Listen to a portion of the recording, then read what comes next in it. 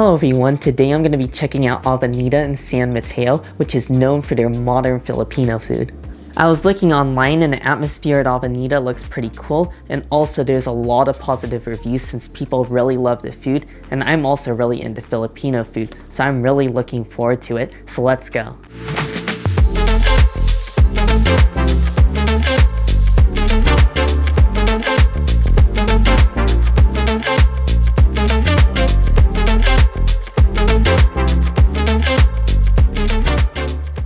I just made it here to Avenida and I ordered a lot of food because the waiter warned me that the portions here are really large since it's family style, but I couldn't help myself since I wanted to try a wide variety of dishes, so I got quite a bit of food.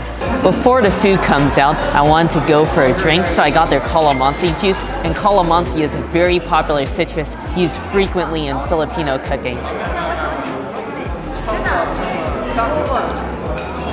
Whoa, that is so fragrant. It's really citrusy and juicy and fresh.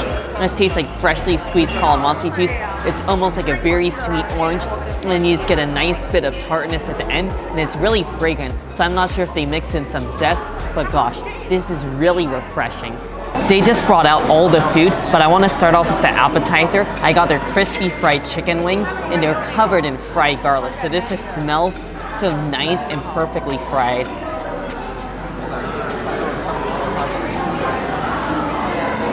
This is just like a flavor explosion. The outer shell is so nice and crunchy, and I love all the pieces of fried garlic. And it's really been marinated as well for a very long time. The chicken has this really nice intense vinegary flavor, which really cuts some of the pungency from all of the salt and all the greasiness. This is really nice. It's just beautifully done. Now I'm going to be moving on to our main dishes, and I want to start off with their lechon Koali. This looks beautiful. Their lechon is very nice and thick, perfect layer of skin, and the bottom is even crunchy. So I want to go for the bottom first.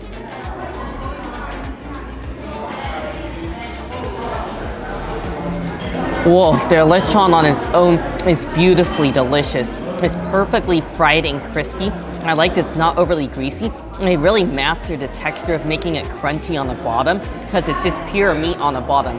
No fat down there, but it's not dry. It's just light and airy. It almost reminds me of the texture of pork rinds because it's so light and crispy. And now I want to dip it on the sauce that they give you on the side. I just gave it a dip in the lechon sauce, so now let's give this another taste. That sauce is beautiful. This adds a rich velvety texture. It's almost like gravy. And this has a light sweetness and a very hint of tartness at the end. So I'm not sure what it is, and it really does elevate the meat, and it is a good way to go. Just don't over sauce it because the meat itself just tastes so good. I also got their pork and chicken adobo. In the past I've only had chicken adobo. I can't recall ever having pork adobo, so I want to try a little bit of pork that's in here.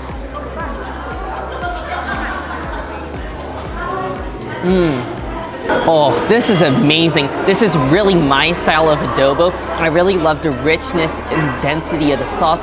It really tastes like it's made with a nice stock of bones because it's really deep and flavorful and aromatic.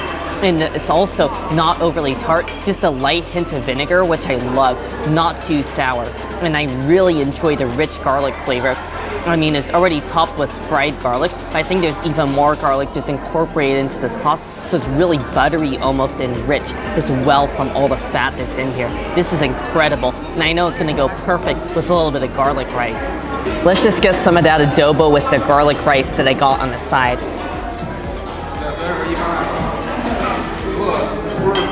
I really couldn't be happier. This garlic rice is the perfect addition. I just love how it's topped with a little bit of fried garlic, and it's just plain steamed rice on the bottom, so it's not too overpoweringly strong. It just goes really well with all the deep and salty flavors of the adobo. Like that sauce poured over this is just so luscious and satisfying and really warm and comforting. I'm gonna get a taste of the chicken as well in there.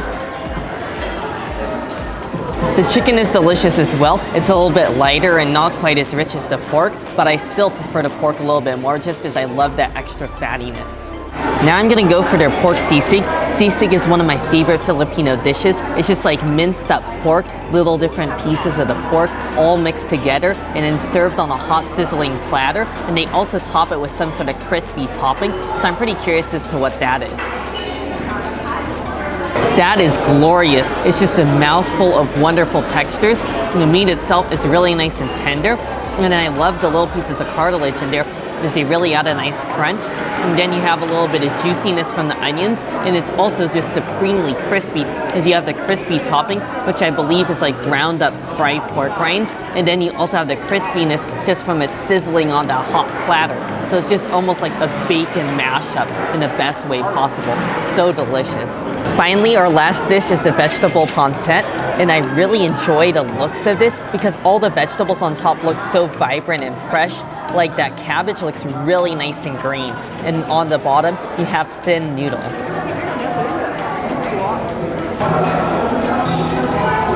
The pancetta is very nice. I was really looking forward to getting one with meat, but this one is great with all the vegetables in there. They really add a nice crunch and a bit of freshness. And then the noodles on the bottom are really soft and delicate. There's these really thin vermicelli noodles, classic of course. And I really like all the black pepper that's in there, so it adds a little bit of peppery kick. Of course, I had to go for dessert. I love Filipino desserts, so I'm gonna start off with their Buo Pondon, which is a mixture of ice cream, and it also looks like there's some shaved ice on the bottom, as well as a whole bunch of jellies. The ice cream is great on its own already because there's so much pandan flavor, but now I just mixed it all up.